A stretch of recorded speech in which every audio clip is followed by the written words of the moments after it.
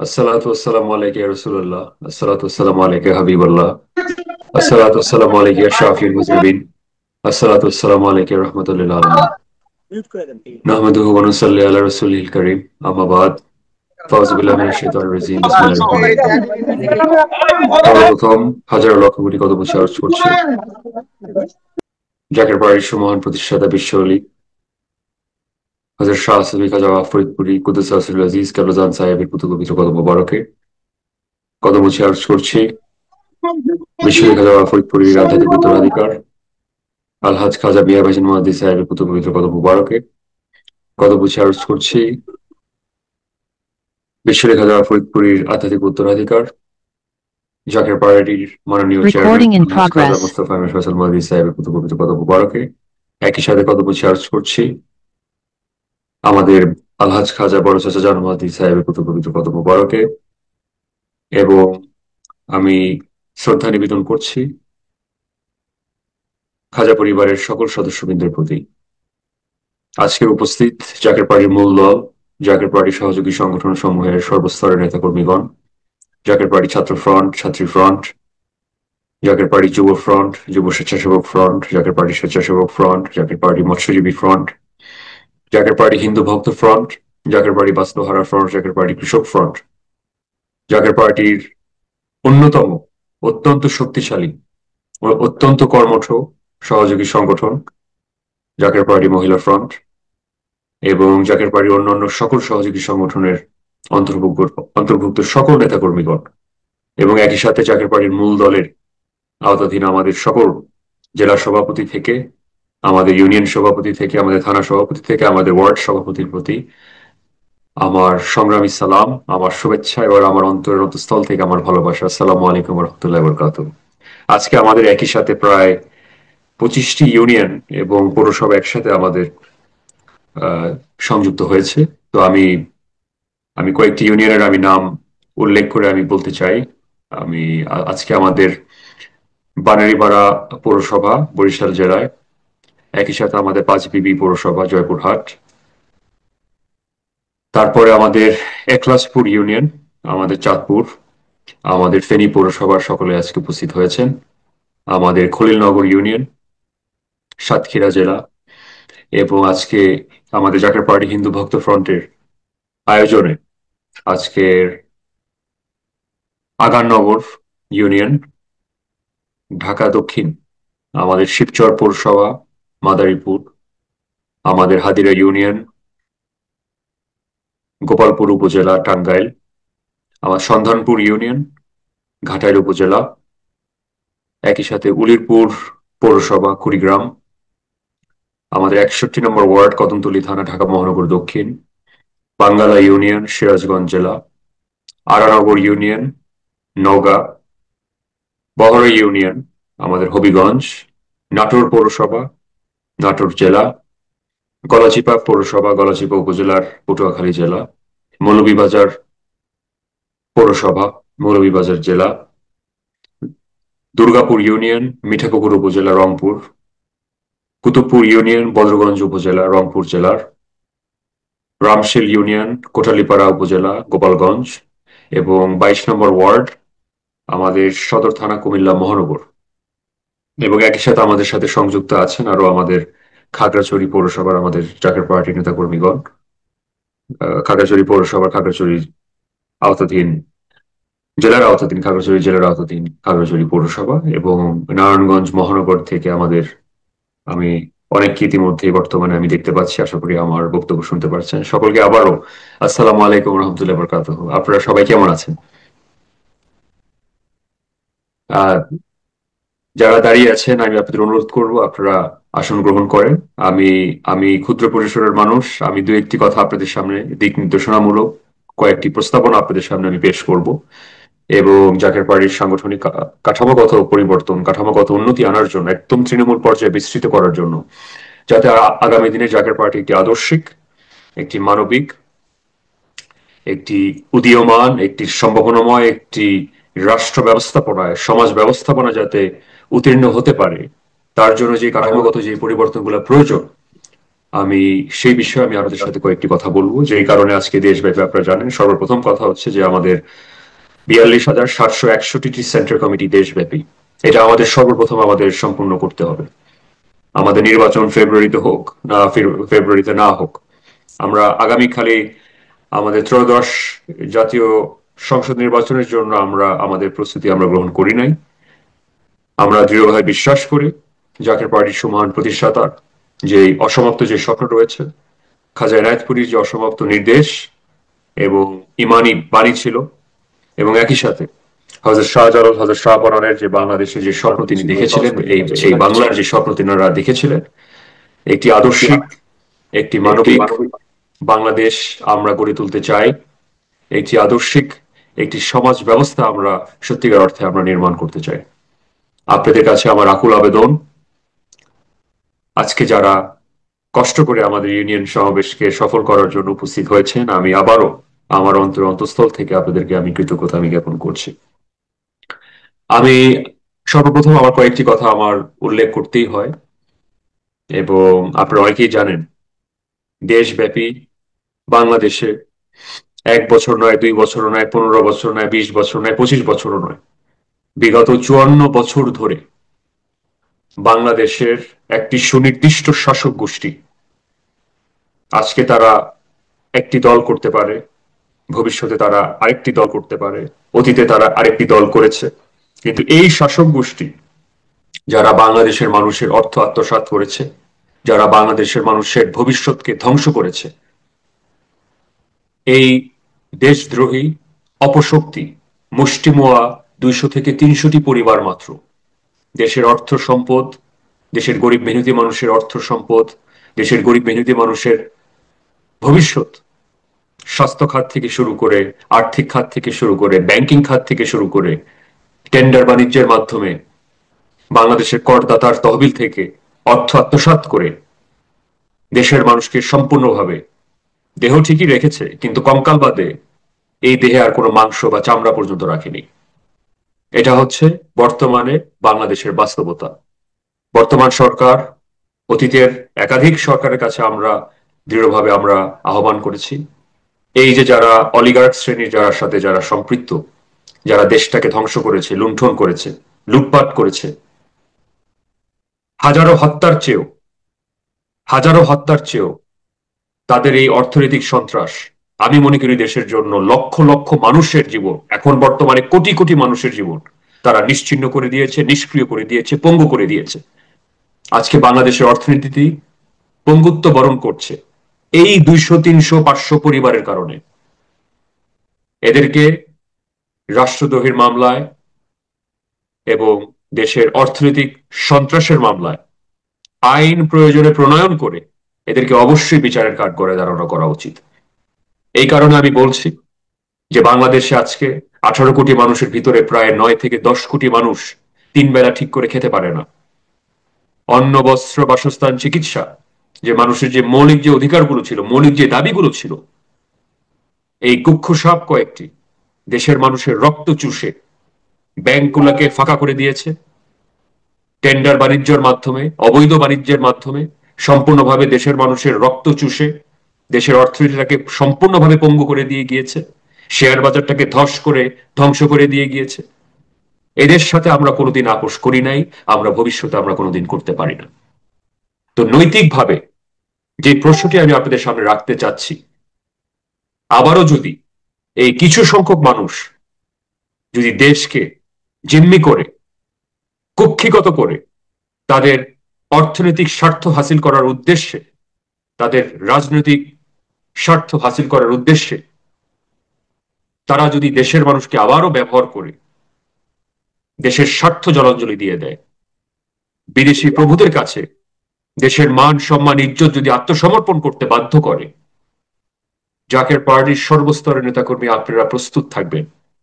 খালি প্রতিবাদ নয়, এবার আমাদের প্রতিরোধ করতেই হবে, এটা আমাদের দায়িত্ব এবং এটি আমাদের ইমানি কর্তব্য।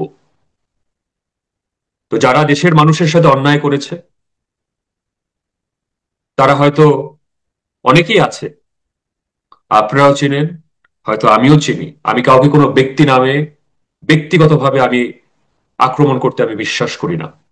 কিন্তু যারা দেশের সাথে সন্ত্রাস করেছে, দেশের মানুষের উপরে জুলুম করেছে, দেশের মানুষের মৌলিক অধিকারগুলোকে ক্ষুণ্ণ করেছে, আজকে আপনি কুড়িগ্রামে যান, আপনি পিরোজপুরে যান, আপনি বরিশালে যান, আপনি প্রত্যন্ত অঞ্চলের মানুষগুলোর অবস্থা, প্রান্তিক জনগোষ্ঠীর অবস্থা আপনি দেখেন, তাদের আর্থিক অবস্থা দেখেন, কি ধরনের দুরবস্থা আজকে বাংলাদেশে সৃষ্টি হয়েছে, কি ধরনের ভয়ানক বৈষম্য সৃষ্টি হয়েছে বাংলাদেশে। এই বাংলাদেশের জন্য 54 বছর আগে লক্ষ লক্ষ মুক্তিযোদ্ধারা, লক্ষ লক্ষ শহীদ, লক্ষ লক্ষ লক্ষাধিকের অধিক মা বোনেরা তাদের সম্ভ্রম বিসর্জন দেয় নেই এই বাংলাদেশ দেখার জন্য। আজকে এই বাংলাদেশটা মৌলিকভাবে আসলে কার কার হাতে, কাদের হাতে আজকে কুক্ষিগত, কাদের হাতে আজকে জিম্মি? ক্ষমতার পালাবদল এককভাবে নয়, একাধিকবার আমরা দেখেছি, কিন্তু পরিবর্তন আমরা দেখতে পাইনি। নীতিগত পরিবর্তনের অনেক আশা ছিল এবার, কিন্তু একইভাবে আবারও দেখছি ওই অতীতের সিন্ডিকেট। ক্ষমতার পালাবদল ঠিকই হয়েছিল, হাত বদল হয়েছে শুধুমাত্র, কিন্তু দেশের মানুষের যে ভাগ্য পরিবর্তনের, যে উন্নতির যে স্বপ্ন, সেই স্বপ্ন বাস্তবায়ন হওয়ার এক বিন্দুটুকু পরিমাণও আমরা কোনো উন্নতি দেখতে পাই নাই। এটা হচ্ছে আমার দৃষ্টিভঙ্গিতে সব থেকে বড় দুর্ভাগ্য। এই জাতিটাকে বারবার যা যারাই আমাদের শাসক গোষ্ঠী হয়ে নিযুক্ত হয়েছে বা যারাই ক্ষমতা দখল করে নিয়েছে, এটা প্রশাসনিক শক্তির মাধ্যমে, ইলেকশন ইঞ্জিনিয়ারিং এর মাধ্যমে, কালো টাকার ব্যবহার করার মাধ্যমে, বিদেশি প্রভুর হস্তক্ষেপের মাধ্যমে, যেভাবে যারাই ক্ষমতা দখল করেছে, আমরা দেশের মানুষ, বিশেষ করে প্রত্যন্ত অঞ্চলের মানুষ, আমি বারবার বলছি, যারা বঞ্চিত, লাঞ্ছিত, অপমানিত, অবহেলিত মানুষগুলোর অধিকার সম্পূর্ণভাবে অতীতে যেভাবে অবহেলিত ছিল তারা, এখন ঠিকই তেমনি ভাবে তারা অবহেলিত হচ্ছে। এবং ভবিষ্যতে আমার আশঙ্কা, এই চর্চা যদি অব্যাহত থাকে, এই দেশের জন্য, এই জাতির জন্য সত্যিকার অর্থে একটি ভয়ঙ্কর, একটি অশনি সংকেত আমি ভবিষ্যতে দেখতে পাচ্ছি। এরকম একটি বৈষম্যমূলক একটি রাষ্ট্র অবস্থান করতে পারে না, এরকম একটি বৈষম্যমূলক একটি বিচার ব্যবস্থা মাধ্যমে স্বাধীনতার যে স্বাদ, স্বাধীনতার যে মূল চেতনাগুলো ছিল, সাম্য, মানবিক মর্যাদা এবং সামাজিক ন্যায় বিচার, এমন একটি রাষ্ট্রতে আমরা বসবাস করি যেখানে ন্যায় বিচার সম্পূর্ণরূপে বিলীন হয়ে গিয়েছে। জাকের পার্টির একটি সুনির্দিষ্ট একটি অবস্থান থাকতে হবে, এবং জাকের পার্টির সকল নেতা কর্মীরা একটা কোড অফ কন্ডাক্ট, একটা কোড অফ এথিক্স তাদেরকে অনার করতে হবে, সম্মান করতে হবে, যে ন্যায্যতার পক্ষে আমরা অনড় থাকব, ন্যায্যতার পক্ষে আমরা অটুট থাকব। আমি আপনাদের আগেও বলেছি, আমি এখনো বলেছি, এমপি মন্ত্রী হওয়ার স্বাদ, এমপি মন্ত্রী হওয়ার খায়েশ আমাদের নেই। আমার নির্বাচন করারও কোনো, ব্যক্তিগতভাবে আমার কোনো খায়েশ নেই, আমার কোনো ইচ্ছা নেই। আমার দাবি একটাই, দেশের মানুষের ভাগ্য পরিবর্তন, এবং দেশের মানুষের যারা হক, যারা কেড়ে নিয়েছে, দেশের মানুষের হক যারা জলাঞ্জলি দিয়েছে তাদের ব্যক্তি স্বার্থ হাসিল করার জন্য, তাদের বিপক্ষে আমাদের সকলের, দেশবাসী সমগ্রের আমাদের যুদ্ধ ঘোষণা করতে হবে। এই শাসক গোষ্ঠী, এরা কোন, এরা কোনো দল করতে পারে না, এরা কোনো দেশের নাগরিক নয়, এরা দেশ বিরোধী শক্তি। যুগে যুগে তাদের আবির্ভাব হয় নতুন নতুন পোশাকে, কিন্তু তাদের স্বার্থ একটাই, ক্ষমতা এবং অর্থ। আজকে এই কথাটা না বললেই নয়, আপনি নির্বাচনের নামে যে প্রহসন হয় বাংলাদেশে, 54 বছরে একটা নির্বাচনও অবাধ, সুষ্ঠু, নিরপেক্ষ, মানবাধিকার সমুন্নত, যেখানে রাষ্ট্রযন্ত্রে কোনো হস্তক্ষেপ হয় নাই, যেখানে কালো টাকার কোনো প্রভাব থাকে নাই, যেখানে পেশি পেশি শক্তির কোনো প্রভাব খাটিয়ে ক্ষমতায় যায় নাই, এমন কোন একটি উদাহরণ, একটি নির্বাচনী উদাহরণ আপনি দেখাতে পারবেন না। এটাকে বলা হয় ইলেকশন ইঞ্জিনিয়ারিং, ইলেকশন মেকানিজম বলা হয়। এটা কোনো গণতন্ত্র না, এটা কোনো নির্বাচনী প্রক্রিয়া হতে পারে না। 42,000 সেন্টার কেন্দ্র দখল করে, ব্যালট বাক্স ভরে, ভোটারদেরকে জিম্মি করে, অর্থ দিয়ে বেচা কেনা করে ভোটাধিকার কোনোদিন প্রয়োগ হতে পারে না, মানুষের সদিচ্ছা কোনো সময় প্রয়োগ হতে পারে না। গরিব মেহনতি মানুষের সাথে এটা সরাসরি প্রতারণা করা ছাড়া আর অন্য কিছু না। তো তাই আমি আপনাদেরকে অনুরোধ করছি, জাকের পার্টির এই অসমাপ্ত স্বপ্ন যদি সত্যিকার অর্থে আপনারা বাস্তবায়ন করতে চান, জাকের পার্টি এমন একটি রাজনৈতিক দল, আমরা অতীতে কোনো রাজনৈতিক দলের সাথে আমরা কোনো সময় জোটে অন্তর্ভুক্ত ছিলাম না। হাজার হাজার সুযোগ থাকা সত্ত্বেও, মন্ত্রী এমপি হওয়ার নানা সুযোগ থাকা সত্ত্বেও জাকের পার্টি ক্ষমতার কাছে কোনো দিন আপোস করে নাই। তারা জাকের পার্টির নেতা কর্মীরা অর্থের কাছে তাদের নিজের আদর্শ এক চুল পরিমাণও কোনোদিন বিসর্জন দেয়নি। হ্যাঁ, এটা সত্য যে হয়তো আমরা সংসদে আমরা অনুপ্রবেশ করতে পারিনি, কিন্তু চাটুকারিতা করে, আদর্শ থেকে বিচ্যুত হয়ে, নিজের বিবেকের কাছে জবাবদিহিতার আওতায় না থেকে ক্ষমতায় যাওয়াটা, এটা আমাদের কাছে একটা মৌলিক কোনো দাবি হতে পারে না। এবং আমি মনে করি জাকের পার্টির নেতা কর্মী আজকে আপনারা হারে হারে টের পাচ্ছেন অতীতে যেই কষ্টের যে সিদ্ধান্তগুলো আমরা নিয়েছিলাম, যার কারণে নানা ধরনের জুলুমের শিকার হতে হয়েছে। আমি আমার নিজ জন্মস্থানে আমি একটি আমার নমিনেশন পেপার পর্যন্ত নিতে পারিনি। এটা বলে গণতন্ত্র। বিচারিক কাঠামো দিয়ে আমাদেরকে নির্মূল করার জন্য, পেশি শক্তি দিয়ে আমাদের উপর চাপ প্রয়োগ করার জন্য নানাভাবে নানাভাবে ষড়যন্ত্র করেছে, যাতে নির্বাচনী লড়াইতে আমরা না থাকতে পারি। বাস্তব কথা, অনেক দুঃখের সাথে বলতে হয়, আমি আবারও বলছি, আমরা জাকের পার্টির নেতা কর্মীরা কোনো সময় কোনো দলের নাম বা কোনো ব্যক্তির নাম নিয়ে কোনো সময় কটাক্ষ করে আমাদের আমাদের মুখ থেকে কোনো এরকম উদাহরণ আপনারা কোনোদিন দেখেন নাই, আপনারা কোনোদিন দেখবেনও না। তারপর আমি বলছি, না আমরা আমাদের মানবাধিকার পেয়েছি, না আমরা আমাদের মৌলিক নাগরিক অধিকারগুলো আমরা পেয়েছি। গণতান্ত্রিক অধিকার আমি বাদই দিলাম, একজন নাগরিক হিসাবে ন্যূনতম যে অধিকারগুলো আমাদের একটি দেশের নাগরিকের জন্য প্রাপ্য, সেই অধিকারগুলো থেকে আমাদেরকে পর্যায়ক্রমে বঞ্চিত করা হয়েছে। এটি একটি দেশ হতে পারে না পেশি শক্তি দিয়ে, কালো টাকা দিয়ে, জবরদস্তি করে, ত্রাস সৃষ্টি করে, ভয়ভীতি প্রদর্শন করে, বিচারিক কাঠামোকে ব্যবহার করে, মামলা হামলা করে আপনি বাংলাদেশে সুশাসন, গণতন্ত্র এবং সুবিচার, ন্যায় বিচার আপনি কোনোদিনও আগামী 1000 বছরেও যতবার আমরা তো ঐক্যমত্য কমিশনে আমাদের আমাদের মতামত আমরা পেশ করেছি, কিন্তু একটাই কথা আমরা বলেছি, যেই কনভারসেশন গুলা, যেই আপনার টেবিল কনভারসেশন গুলা আমরা আপনার টক শো পরিবেশে বা আমাদের রাউন্ড টেবিল ডিসকাশনে যে জিনিসগুলো হচ্ছে, সেই কথাগুলো কিন্তু আপনার তৃণমূল পর্যায়ে এসে পৌঁছাচ্ছে না। বর্তমান যে ব্যবস্থাপনা বাংলাদেশে আছে, এই ব্যবস্থায় আবারও যদি নির্বাচন হয়, আপনারা সত্যিকার অর্থে কি আশা করেন? কোন মৌলিক পরিবর্তন কি সত্যিকার অর্থে আপনারা আশা করতে পারেন? আমি আপনাদের এবং আপামর জনসাধারণের বিবেকে আমি এই প্রশ্নটি আমি আমি উত্থাপন করছি। যার হাতে টাকা আছে সে বিজয়ী হবে, যার হাতে কালো টাকা আছে তার বিজয়ের সম্ভাবনা আরো এক ধাপ বেরিয়ে যায়। আজকে সামাজিক যোগাযোগ মাধ্যম থেকে, গণমাধ্যম থেকে শুরু করে নানাভাবে মানুষকে হয়রানি করার জন্য যত ধরনের যন্ত্র ব্যবস্থা আছে, এটি গণতন্ত্রের কোনো মৌলিক রূপ হতে পারে না। এবং আমি আপনাদের আবারও আমি অনুরোধ করছি, যদি সত্যিকার অর্থে একটি উন্নত সমৃদ্ধশালী একটি ভ্রাতৃত্বের মদিনার আলোকে, একটি আধুনিক, একটি প্রগতিশীল, যেখানে মা বোনদের সম্মান সংরক্ষণ করা হবে, তাদের ন্যায্য সম্মান ইজ্জত সংরক্ষণ করা হবে, অন্য সকল ধর্মাবলম্বীদের, হিন্দু বৌদ্ধ খ্রিস্টান মুসলমান ভাই ভাই একই সাথে এক কাতারে সমান অধিকারে রাষ্ট্রের সামনে সমান মর্যাদা নিয়ে তাদের নাগরিক অধিকার সুরক্ষিত রাখতে যদি সত্যিকার অর্থে চায়, তাহলে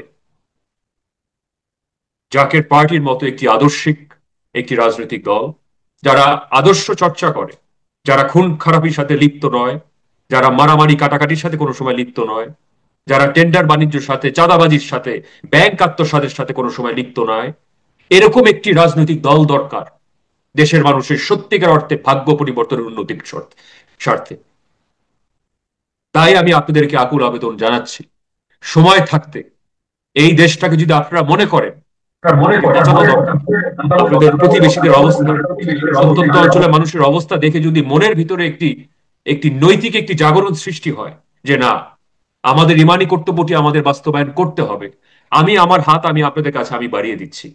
এই সংগ্রামে আপনারা আমার হাতের সাথে হাত মিলিয়ে, এই সংগ্রামে আপনারা আমার সাথে ঐক্যবদ্ধ হয়ে আপনারা মাঠে নামেন এবং আল্লাহর দরবারে আপনারা প্রতিজ্ঞাবদ্ধ হন যে জীবনের শেষ রক্তটুকু বিন্দু দিয়ে হলেও, যেভাবে জাকের পার্টি সুমহান প্রতিষ্ঠাতা বলতেন, জীবনের শেষ রক্তটুকু বিন্দু দিয়ে হলেও এই জাতির কল্যাণে, এই জাতির সার্বিক উন্নতির জন্য আমাদের জীবন, আমাদের প্রয়োজনে আমাদের রক্ত, বুকের তাজা রক্ত ঢেলে হলেও বাঙালি জাতির এবং মুসলিম উম্মার এবং সকল ধর্মাবলম্বীদের মৌলিক অধিকার, তাদের ন্যায্য অধিকার, তাদের মানবাধিকার, তাদের নাগরিক অধিকার আমাদের মদিনার আলোকে,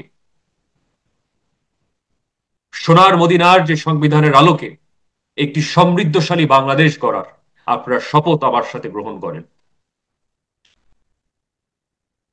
হযরত শাহজালাল, হযরত শাহপরান রহমতুল্লাহ আলাইহি তার পরবর্তীকালীন সময় আমাদের দাদাজান হুজুর হযরত শাহ সুফি খাজা ইউনুস আলী রহমতুল্লাহ আলাইহি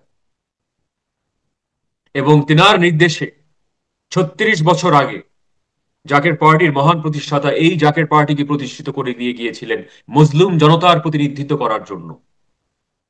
আমাদের কোনো মাফিয়া গডফাদার লাগে না, আমাদের কোনো বিদেশি প্রভু লাগে না। জাকের পার্টি একদম স্বনির্ভরশীল একটি রাজনৈতিক দল, একমাত্র রাজনৈতিক দল যারা কোনো ধরনের মাফিয়া গডফাদার পেশি শক্তির উপরে নির্ভর না করে ৩৬ বছর ক্ষমতার বাইরে থেকেও তার আদর্শে অনড় রয়েছে, জাকের পার্টির আদর্শে অনড় রয়েছে এবং বিশ্বনী খাজা ফরিদপুরের নির্দেশে প্রতিজ্ঞাবদ্ধ রয়েছে যে মদিনার ইসলাম বাংলাদেশে আমাদের প্রতিষ্ঠিত করতেই হবে, সত্য তরিকা আমাদের বাংলাদেশে আমাদের প্রতিষ্ঠিত করতে হবে। এছাড়া বাংলার মানুষের, এই দেশের দেশের অর্থনীতি বলেন, আর্থসামাজিক বাস্তবতার দিকে যদি আপনারা তাকিয়ে দেখেন, যেইভাবে মারামারি হানাহানি হয়, একটি দুইটি দল এক অপরকে নিশ্চিহ্ন করার জন্য, আমি বারবার বলেছি, এরা এক অপরকে নিশ্চিহ্ন করার জন্য কি পরিমাণ জুলুম নির্যাতন এক অপরকে করেছে বিগত ৫৪ বছর ধরে, এটা অকল্পনীয়। এটা এটা কোনো সভ্য সমাজে এটা কোনোদিন মানানসই নাই। এবং সব থেকে দুর্ভাগ্যজনক বাস্তবতা হচ্ছে যে ক্রমবর্ধমান ভাবে এই পরিস্থিতি দিনের পর দিন, যুগের পর যুগ আরো খারাপ হচ্ছে। আজকে ৯ কোটি মানুষ দারিদ্রতার সীমার নিচে আছে, বাচ্চারা ঠিক করে খেতে পারে না, শিক্ষা ব্যবস্থা ধসে পড়েছে, স্বাস্থ্য খাত নেই, শিক্ষা খাত নেই, অথচ বাংলাদেশে ৭০-৮০ বিলিয়ন ডলারের বাজেট আছে, অর্থাৎ ৮ লক্ষ কোটি টাকা। ৮ লক্ষ কোটি টাকা, কয়টা শূন্য একটু গুণে দেখেন। ৮ লাখের পরে ৭টা শূন্য হচ্ছে ৮ লক্ষ কোটি টাকা। এই ৬৪ জেলা ১২টি মহানগর দিয়ে যদি ভাগ দেন, প্রতি জেলা এবং মহানগর ১২,০০০, ১৩,০০০, ১৪,০০০, ১৫,০০০ কোটি টাকা করে পায়। এক একটা জেলাতে আমি যদি আপনাদেরকে দায়িত্ব দিতাম, এই মেধাবী সুশিক্ষিত যারা দেশের মানুষের অর্থ আত্মসাৎ করছে, এদের এদের এদের শিক্ষা মর্যাদা বাদ দেন, একজন সৎ মানুষের দায়িত্বে যদি একটা জেলায় ১২,০০০ কোটি টাকা বরাদ্দ করা হতো, এই দেশে দারিদ্রতা থাকতে পারে? এই জেলাতে অশিক্ষিত সন্তানরা জন্ম নিতে পারে? চিকিৎসায় অভাবে মা বোনেরা, ছোট বাচ্চারা ভুগতে পারে? একটি নিরাপদ জেলা গড়ার অনিরাপত্তার কোনো বাস্তবতা থাকতে পারে? তো আমার মস্তিষ্কে এই জিনিসটা আসে না। এই দেশে রব্বুল আলামিনের অশেষ রহমতে এত সম্ভাবনাময় একটি দেশ, এত অর্থ সম্পদ দেশটাকে দিয়েছে। ভবিষ্যতে তো এটা, আজকে তো ৮ লক্ষ কোটি টাকার বাজেট, ভবিষ্যতে ১৫ লক্ষ কোটি টাকার বাজেট হবে আগামী ৫ থেকে ১০ বছরে। কিন্তু এর অধিকাংশ লুটপাট হয়ে যায়, প্রতি বছর লুটপাট হয়। আমরা যদি প্রতিবাদ না করি, আমরা যদি প্রতিরোধ না করি, এই দেশের মানুষকে কে বাঁচাবে? এটা আমাদের ব্যক্তি স্বার্থ নয়, আমি জনগণের স্বার্থের কথা আমি আপনাদেরকে বলছি। এবং আপনাদের এখন সকলের দায়িত্ব এই অসমাপ্ত স্বপ্নকে বাস্তব রূপে রূপান্তরিত করার লক্ষ্যে প্রতিটি বাড়িতে বাড়িতে গিয়ে এই সেন্টার কমিটিগুলোর গঠন করার মাধ্যমে জাকের পার্টি যাতে আগামী দিনের তৃতীয় বৃহত্তম শক্তি হিসাবে রূপান্তরিত হয় জাতির সামনে, দেশের সামনে, আন্তর্জাতিক মহলে, আমি আপনাদেরকে আকুল আবেদন জানাচ্ছি, যদি দেশটাকে বাঁচাতে চান দয়া করে এই অপশক্তিদের কাছে, যারা দেশের মানুষের অর্থ সম্পদ ভবিষ্যৎ লুণ্ঠন করেছে, তাদের সাথে আপোষ করবেন না। আর বিশেষ করে এই আইয়ুব খানের আমলে যে 22টা পরিবার থেকে শুরু করে এক দেশে দুই অর্থনীতির কারণে কিন্তু আমাদের স্বাধীন বাংলাদেশ প্রতিষ্ঠিত হয়েছে। এই একই স্বাধীন বাংলাদেশে 54 বছর পরেও ওই এক দেশে দুই অর্থনীতি, এখন বর্তমানে এক দেশে তিনটি অর্থনীতি, হত দরিদ্রের, অতি গরিবের এবং অতি অতি অতি ধনীর একটি অর্থনীতি, যারা বাংলাদেশে পায়েই রাখতে চায় না। এই যে যারা 200-300 পরিবার যারা বারবার সুবিধাভোগী হয়, এদের যদি সঠিক বিচার না করা হয়, দেশের মানুষ না খেয়ে মরতে থাকবে, চিকিৎসার অভাবে মৃত্যুবরণ করবে। অনিরাপদ সড়কগুলো দেখেন, প্রতিদিন কতগুলা মানুষ মারা যায়, রাস্তাঘাট থেকে শুরু করে এত কিছু বলে আমরা শুনেছি উন্নয়ন। তো মানুষের এরকম দুরবস্থা কেন? একটাবার আপনারা প্রশ্ন করে দেখেন। তো আমি আপনাদেরকে বলছি, এই দলগুলার বাইরে যারাই ক্ষমতায় গিয়েছে, এই দল সকল দলের বাইরে আমাদের নতুন একটি আদর্শিক একটি রাজনৈতিক একটি সংস্কৃতির আমাদের মৌলিক পরিবর্তন আমাদের আনতে হবে, যদি আমরা সত্যিকার অর্থে আগামী দিনে একটি নতুন বাংলাদেশ আমরা দেখতে চাই, পেতে চাই। এবারও আশা করেছিলাম যে নিশ্চয়ই এবার সুবিচার প্রতিষ্ঠিত হবে, গণতন্ত্রের স্তম্ভ নিশ্চয়ই এবার প্রতিষ্ঠিত হবে, কিন্তু আবারও জাতি আশা আকাঙ্ক্ষার এত স্বপ্ন দেখে আবারও মুখ থুবড়ে পড়েছে। আমরা আর কোন দলকে দেখতে চাই না সত্যিকার অর্থে। আমি একজন তরুণ প্রজন্মের একজন অংশীদার হিসাবে আমি নিজেও বলছি, এদেরকে আর সমর্থন করার কোনো সুযোগ নেই। আর কতভাবে জাতিকে প্রতারিত করবে, আর কতভাবে জাতির সাথে বেইমানি করা হবে। আমরা কি একদম গরু ছাগলের মানুষ?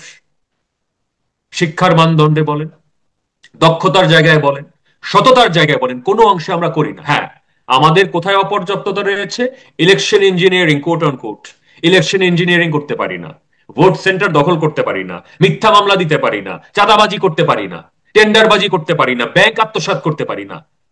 এখন চোরের সাথে পাল্লা দিয়ে যদি আমাকে চুরি করার আপনারা বলেন, এটাই হইতেছে স্বর্ণ একটি সুযোগ, ক্ষমতা লিপ্স হয়ে আমিও একই এর সাথে তাল মিলিয়ে আমরা সকলে নেমে যাব এই ধরনের অনৈতিক কর্মকাণ্ডের সাথে লিপ্ত হয়ে, এটা তো আমার আপনার দ্বারা কোনোদিন সম্ভব না। আমারও একদিন আমার জীবনের শেষ নিঃশ্বাস ত্যাগ করতে হবে, আপনারও একদিন জীবনের শেষ নিঃশ্বাস ত্যাগ করতে হতে পারে। আমার 2 দিন পরে ডাক আসতে পারে, আপনার 5 দিন পরে ডাক আসতে পারে, সবারই তো যেতে হবে। কিন্তু বিবেকের কাছে সেই জবাবটা যাতে আমরা দিতে পারি। এবং দেশবাসীর কাছে দয়া করে আপনারা ঘরে ঘরে যান, যেই দরজা 10 বার বন্ধ হবে সেই দরজা 11 বার মতো, আমি মনে করি 11 বার বেলায় সেই দরজা আপনাদের জন্য খুলে দিবে।